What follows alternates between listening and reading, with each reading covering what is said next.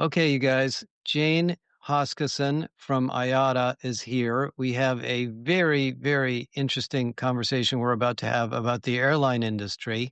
I've been looking forward to this call for many weeks, and many of you may not know this, but the airline industry is one of the fastest growing, most interesting industries on the planet. It's much bigger than you realize. So Jane, and we also have Alina Ehrenberger with us as well, and I'll let Alina introduce herself for a minute. But Jane, could you introduce yourself and tell everybody about IATA and what you do there? Yeah, absolutely, Josh. Thanks so much for inviting us on the podcast. So, IATA is the International Air Transport Association, and we're a trade body that represents around 350 airlines. And if you think about all of the most popular airlines that you're likely to fly, we represent them. And that's about 80% of all air traffic. In the world. So we represent those airlines. We do a lot of advocacy. And my role in the organization is the director of talent, learning, engagement, and diversity. And the diversity part of the role has given me an opportunity to work with partners like Alina from Air Baltic, looking at how we can make the industry really attractive. And so her and I have been partnering on a big piece of work for the industry over the last couple of months. Okay, well, we're going to talk about that in a minute. But first, why don't you tell us about the airline industry for a few minutes? How big is it? What are the big drivers? And Yeah, Josh, what do you we need to alluded know? to it. It's an industry where most people think they get on a plane and they're likely to see somebody in the flight deck flying the plane and then cabin crew in the cabin serving them a meal. And they don't think of all of the other roles that sit behind it. And they are two really important roles, but the industry itself is much, much bigger. And you said it's one of the fastest growing industries. That is indeed true. By 2043, it's projected that aviation will support about 135 million jobs around the world, which translates into about 8.5 trillion of economic activity. And that's nearly double where it is today. And maybe another thing that you might think about is, oh, airlines, they're kind of a profitable industry. Actually, we were one of the smallest net profit margin industries. We tend to operate about 3.7% net profit margin. So that's kind of often the price of a cup of coffee on your flight. And we support many different roles. So I said most people think pilots and cabin crew, but actually there's the whole industry behind it around ground handling. We have people that work on pricing, on ticketing, on customer service, on check-in, on route planning, which is a really interesting. And then we have all of the auxiliary services. So ground services, ground operations, safety in the sky. So air traffic controllers that make sure that planes do not get too close to one another. So a really, really big industry. And that doesn't include support staff like me in HR. We have HR, legal, finance, all of those things. So for us, it's such an interesting and complicated industry because an overlay around it all, safety and regulation. And of course, that brings its own challenges. Yes, and I think I was just in the Middle East and I went to Emirates and Etihad and met both of them face to face. There's also the manufacturers of jet engines, of Yeah. planes, the airports, the roads that get to the airports. I mean, there's a huge amount of the global economy. And then there's space travel, which is impacting this. We're going to talk about it in a minute. Yeah, So it's absolutely incredible. fascinating. And Josh, you just said you've been in the Middle East. Well, the Dubai Air Show is on this week. And, the order of magnitude of orders that just Airbus got, I think there was 240 orders for aircraft from Airbus just in the last couple of days. Well, that's huge. These machines are not built in a day. They take years and years of planning. And as you said, that's a whole supporting industry. So really fascinating. Okay, well, this is good. So everybody listening to this podcast is aware of this and participates in this industry in some fashion because we either fly on a plane or we're involved in it. So tell us about what you're doing with Alina in terms of your talent model, and then of course we'll talk about Galileo too. But let's hear what you guys have been up to.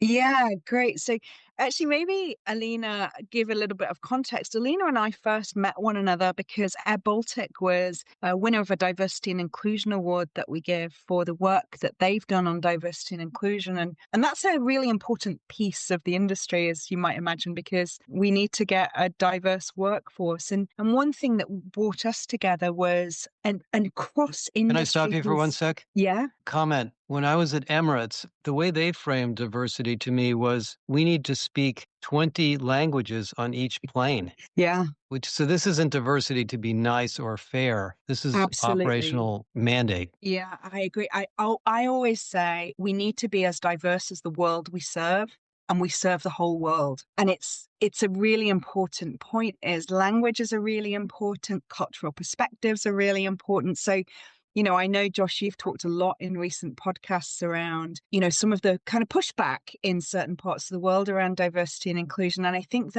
that's far too narrow a focus because the industry itself has to be totally diverse. Absolutely. So tell us about your guys' talent work. I want to hear the framework you guys have been working on. Yeah, so we came together on a piece of work for the Global Aviation and Aerospace Skills Task Force.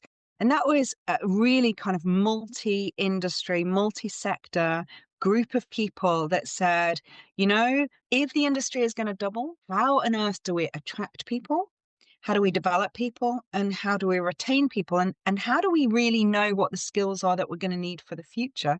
And that's where Alina and I were working. We were working on a forward look of the industry and the types of skills that we would need, because talent shortages are a real thing in parts of the industry. The technology changes quite quickly and we have a lot of regulatory pressure. So we have to think about all of those things. You just talked about being in the Middle East. It's one of the big growth areas. And they certainly have to think geopolitically because they don't have the natural talent base in their own countries to be able to fulfill the future demand. So it's a really, really big piece of work to take a future look at the industry and the skills that we would need. And maybe I can hand over to Alina and she can give her perspective of how she got aligned with this work through an airline. Definitely. Thank you, Jane, for the introduction and engaging me in the beginning into GAST work, where we called with Susan from Canada together, working on the future of work in the perspective of 2050. And I think the aspect that you elaborated on, the diversity, I think from an airline perspective, it was for the last almost 15 years, diversity is actually also the pathway to combat this chronicity of the talent. And as we talk about geopolitical and demographic situations, so for instance, as an airline located in the Baltic states and in Latvia, we have only 2 million people, and we are in this path of the growth, doubling the size of the organization in upcoming years with the fleet extension. Of course, diversity is actually the business need to expand the market and attraction of the talents. And there actually this future of work perspective and IATA job and work on all the people agenda of the 25 by 2025 activities, and also alignment across the borders of aviation industry to have a common understanding of the people, process, and the challenges that we all are facing. I think that was the great perspective that we are working. We put a lot of efforts to understand what are the trends, what we are facing in the industry, not only airlines, but also all the supporting. This Jane very well described the small cities within each airport and all the jobs related, how those will evolve, take into account the AI, the new technologies coming in, and how we can support our employees, and how actually also the states, the governmental level can support organizations with additional education opportunities, how we can reskill our population, students, all the generations, get them involved into the airlines, because those are bringing a lot of economical value for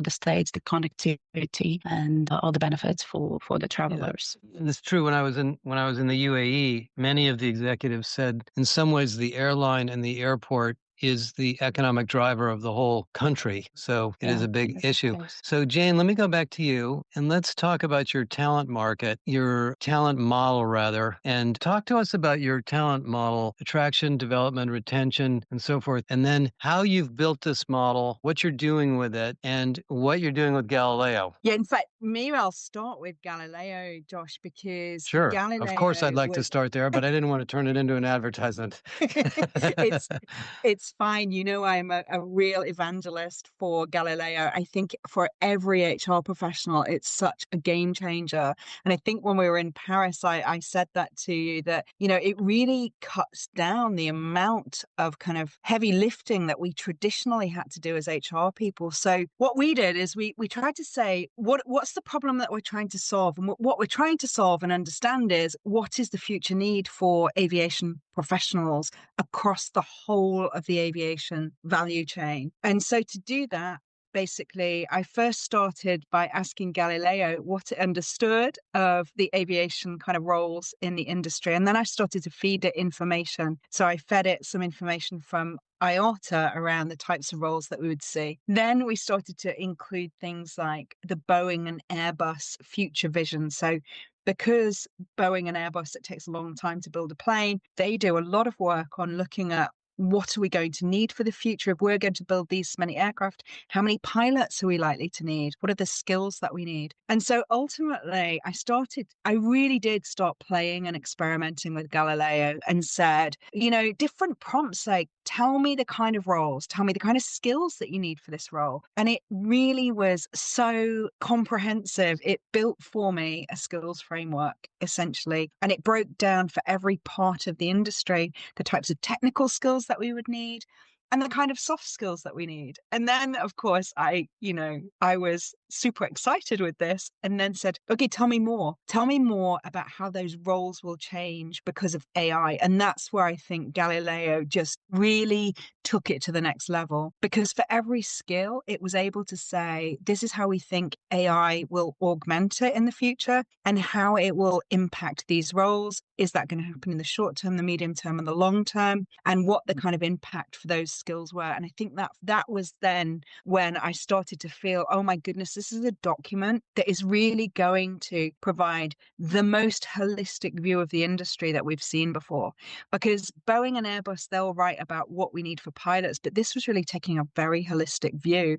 And that was super exciting. And I think, you know, Alina knows, then I really got carried away and started saying, well, okay, break that down by region and give me a regional perspective so that we could start to think, okay, well, how is that going to change the industry? How is it going to change the roles that we need? And how will that then impact how we attract, develop, and retain people through the life cycle? Does that make sense? Yeah, I mean, I saw it, at least in the early version of your model, and it just blew my mind how comprehensive it was. For example, one of the things I noticed, just to point this out to the people listening, the US market seemed to be constrained on space skills and aeronautics. Did I read that correctly? Yeah, you really did. So one thing I was looking at is, do they have the right level of skills when we start looking at the much wider industry piece and the wider value chain? And of course, that to me says, okay, that's an opportunity to build capability, right? So it helps you identify where you really need to build that development capability. So explain to me how this works. So you guys build this big model, and there's what, 300 or 400 airlines around the world? There's a lot, more than I realized. Yeah, Then I mean, if do you give this model to them, and then they have to figure out what they need to do in their geographies? How does this get used? Yeah, we shared it within the Global Aviation and Aerospace Skills Task Force, which was representing a number of different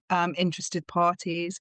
That's where we've shared the models so far. And so that model is available kind of as a piece of a repository artifact in the GAST library that people can use. And then from our perspective, we've shared that we've been working on this with our airlines. So we have about 200 airlines that we interact with on a quarterly basis. From my perspective, Josh, and you know my thoughts on this, this is a real game changer in that it's a piece of information that airlines can take a look at and say, okay, well, how does this help me build my talent plans now that I see the kind of skills that we'll need for the future? So each airline has somebody sort of with a role a little bit like yours, and they could use this model as a starting point, and then they could localize it to the programs and initiatives and investments they want to make to meet the needs in their area. Is that correct? And then do you think we could build a big shared model where people contribute to the model globally? That was one of the things that was going through my head. I mean,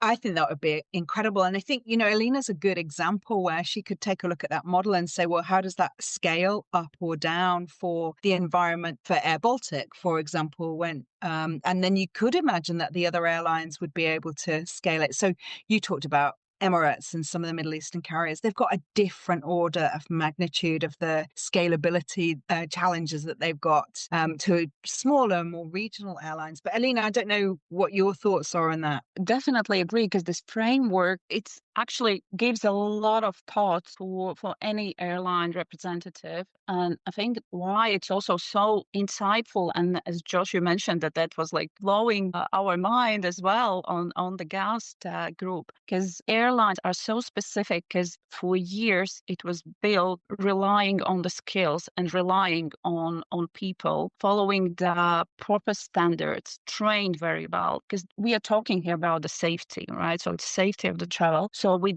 that in mind, airlines and aviation industry as such is very focused on the skills and on the standards, and to get the most efficient and effective way how get people trained, enable them to provide all the ability to provide the best service, the most safe, and according to all the standards. And I think that is such a powerful tool to look from the perspective and just plugging in, okay, we don't know what would happen potentially in all the technologies in like year ahead, right? So we cannot predict it in all the details, but you can think from the future perspective, what kind of skills you can already now develop internally, not as a maybe T-shape and focusing on one core skill within the role. You can think already as a P-shape or even M-shape. I think that you also shared in one of your reports that is the way forward, to be more agile in a sense and faster adopting technologies, adapt the work structures, helping people to reskill and move internally. So for the internal mobility as well, I think it's wonderful. So people in the industry and in peripheral parts of the industry can get this model from you. Is that how this works? They should be able to get it from, there's a global aviation and aerospace skills task force site, the GAST, and they can go there and it will be listed on there and they can find it. But anyone can reach out to Okay, me. so we'll put a link. Well, so because I think a lot of people who aren't in the airline industry are going to want to look at this and understand how it works. Because when I read it, it blew my mind just as a framework on how to build a skills plan for any industry, to be honest. It's just amazingly comprehensive. So let me just ask one more question here about the way you guys are doing this. You've got attraction, development, retention, and then all the related issues around those issues, and they're all very local to each geography and each airline. And then at the bottom, you mentioned these key themes. Let me give you guys a couple of minutes to just run through the themes that you really think are important in this whole process. And then when we publish the podcast, we'll give people more information on how to get the model and take a look at it and how to use it with Galileo and all that stuff. Fabulous. So I mean, you're seeing it, Josh, certainly with the other people that you talk to, is that move from the kind of what I would say is old-fashioned kind of jobs to skills. And I think that skills being a really common language is very important. And skills are fairly universal across the industry, which is important, because we talked before about being as diverse as the world we represent. And that means there is a degree of mobility in airline people that you may not see in other industries. So, if you're cabin crew and you have language ability and you know how to care for the customer and you can provide safety support, because we often forget cabin crew are there for our safety. We hear it when they're giving our instructions, but they're really important set of skills. I think skills as a common language allows us really to kind of laser focus on what we need to do. And that is common across the airlines. The bit that I think we do very well, and again, this is why Alina is on the call with us, is because we can compete as airlines on routes and prices and service levels. But actually, when we talk about people and safety, we perform best when we share. And so it's an industry where collaboration is really important. So my safety colleagues, they're brilliant at sharing lessons learned about safety. And we try to do the same about people because people are a scarce resource and we all love flying, right? And I'm still super excited when a plane goes down a runway and we take off. I still feel the thrill like a small child, but it's not necessarily the most attractive industry for people coming into. Some people don't think about it as being an attractive industry, which is why I think we need to collaborate and how that's important to get ourselves kind of future ready. Because as Lena alluded to, we don't know exactly how things will change, but it's not the fastest moving industry in the world in that sense. So we do have a level of security. One more question about the industry that fascinates me. I have opinions as to who I believe the leaders are, but do you guys